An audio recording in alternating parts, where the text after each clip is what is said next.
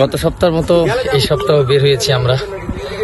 তো আমরা এখন কোথায় আছি? কায়েতপাড়া। আসলে কায়েতপাড়ার এই রাস্তাগুলো খুব সুন্দর। সবসময় শহরে থেকে থেকে বোরিং লাগে, সপ্তাহে একদিন বের হয়ে গ্রাম অঞ্চলের কিছু জায়গা দেখতে আর কি। এই যে এটা হলো আমাদের পীর সাহেব। হ্যাঁ পীর, এইসব জায়গা দেখলে আসলে ভয় লাগে। সাপ, ঢোরা সাপ এসে যদি একটা ছোবল মেরে দেয় বা যদি একটা নাগিন বের হয়। আসলে জায়গাগুলো খুব সুন্দর, খুবই সুন্দর আর কি।